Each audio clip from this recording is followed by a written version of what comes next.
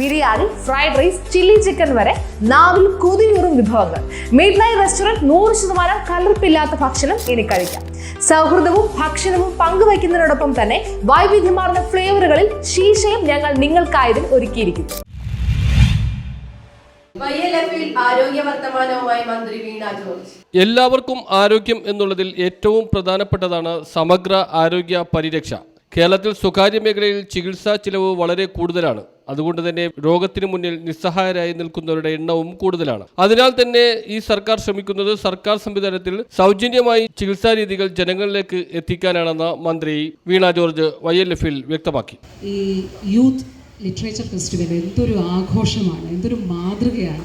അതിന് ഹൃദയം നിറഞ്ഞ അഭിനന്ദനങ്ങൾ അറിയിക്കുകയാണ്. ഒന്ന് നോക്കൂ, എത്ര ആശയങ്ങൾ, എത്ര വൈവിധ്യമാർന്ന ആശയങ്ങൾ നമ്മുടെ ഇവിടെ ആഘോഷിക്കപ്പെടുകയാണ്. നമുക്ക് അന്യമായി പോകുന്ന ഇതുപോലെയുള്ള പൊതു ഇടങ്ങളെ ബോധപൂർവം കൊണ്ടുവരുന്ന DYFIക്ക് ഹൃദയപൂർവ്വമായിട്ടുള്ള അഭിവാദ്യങ്ങൾ അർപ്പിച്ചുകൊണ്ട് ഞാൻ തുടങ്ങട്ടെ. കേരള സർക്കാർ ആരോഗ്യ വകുപ്പ് ഇതിനെ കാണുന്നത്, അതിൻ്റെ സമീപനമാണ് ഞാൻ പറയാനായിട്ട് പോകുന്നത്.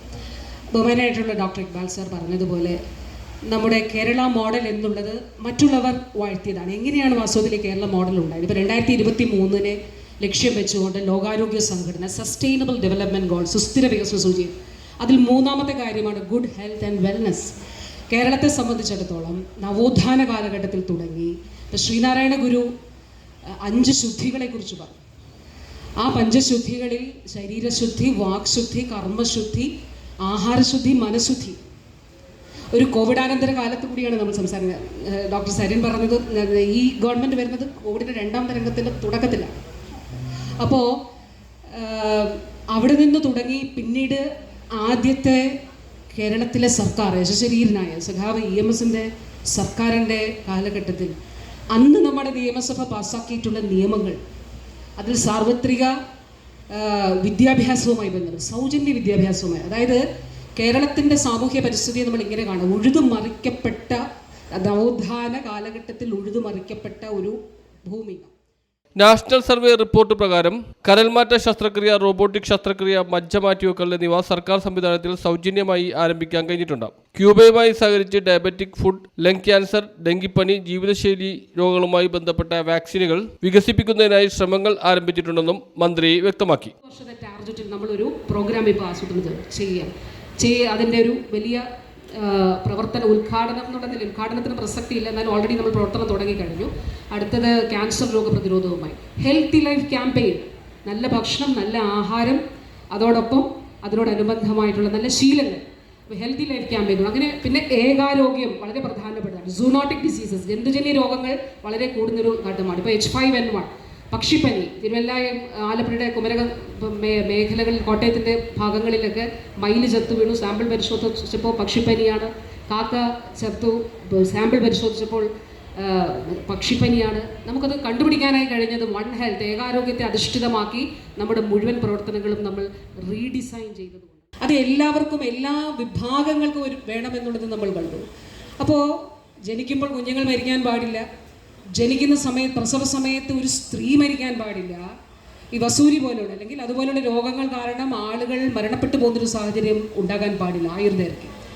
അവിടെ നിന്നാണ് നമ്മൾ വാസ്തവത്തിൽ ദീർഘവീക്ഷണത്തോടെയുള്ള ഇടപെടലുകൾ തുടങ്ങുന്നത്. 2030 ഇൻഫൻറ്റ് മോർട്ടാലിറ്റി റേറ്റ്, അതായത് നവജാത ശിശു മരണ നിരക്ക് 6 ആകണമെന്ന് ലോകാരോഗ്യ സംഘടന പറഞ്ഞു. ഇന്ത്യയിൽ, അതായത് 1000 കുഞ്ഞുങ്ങൾ ജനിക്കുമ്പോൾ 6 കുഞ്ഞുങ്ങളെ മരിക്കാൻ പാടുള്ളൂ. നമ്മളിത് അച്ചീവ് ചെയ്തു എപ്പോഴാണെന്നറിയോ? 2021 തന്നെ 6ആയി. ഇന്ന് നമ്മൾ എത്തി നിൽക്കുന്നത് എവിടെയാണ് എന്ന് ചോദിച്ചാൽ, ഇന്ന് 1000 കുഞ്ഞുങ്ങൾ ജനിക്കുമ്പോൾ 4.3 കുഞ്ഞുങ്ങൾ മാത്രമേ കേരളത്തിൽ മരിക്കുന്നുള്ളൂ. അത് മരിക്കാൻ പാടില്ല എന്നുള്ളതാണ് നമ്മൾ ലക്ഷ്യം വെക്കുന്നത്. മെറ്റേണൽ മോർട്ടാലിറ്റി റേറ്റ്, മാതൃമരണ നിരക്ക് ഏറ്റവും കുറവ് കേരളത്തിലാണ്. ഇന്ത്യയിൽ ഏറ്റവും കൂടുതൽ ആയുസ്സുള്ളവർ ജീവിക്കുന്ന ഇടം കേരളമാണ്. 76 വയസ്സാണ്. 80 വയസ്സ് സ്ത്രീകൾക്കും 73-74 വയസ്സ് പുരുഷന്മാർക്കും.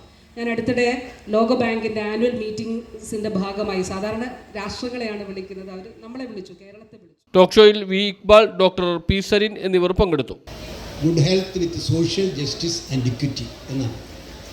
ഏറ്റവും മികച്ച ആരോഗ്യം, ഏറ്റവും ചിലവ് കുറഞ്ഞ ഏറ്റവും മികച്ച ആരോഗ്യം, അത് സാമൂഹ്യനീതിയിലെയും തുല്യതയുടെ അടിസ്ഥാനത്തിൽ ലഭ്യമാക്കുന്നു എന്ന അർത്ഥത്തിലാണ് ഈ കേരള ആരോഗ്യ മാതൃക ഒരു കാലത്ത് സാർവദേശീയമായി ചർച്ച ചെയ്യപ്പെട്ടു. ഞാൻ വളരെ വിനയപൂർവ്വം പറയട്ടെ, ഇപ്പോൾ കേരള ആരോഗ്യ മാതൃക എന്ന് പറയുന്നത് ഉചിതമല്ല എന്ന അഭിപ്രായമാണ് എൻ്റെ. കേരളത്തിൽ ഇപ്പോഴുള്ള ആരോഗ്യ എന്ന് പറഞ്ഞാൽ ഭരണപരമായിട്ടുള്ള കാര്യമല്ല ഞാൻ പറയുന്നത്, ഇന്ന് നിലവിലുള്ള ജനങ്ങളുടെ ആരോഗ്യമായി തട്ടിച്ചു നോക്കുമ്പം കേരളം അത്ര നല്ല ഒരു മാതൃക എന്ന് നമുക്ക് പറയാൻ പറ്റും. പല കാരണങ്ങളുണ്ട്, അതിലേക്ക് നമുക്ക് പിന്നീട് കിടക്കാം എന്ന് കരുതുന്നു. News bureau, fort Kochi.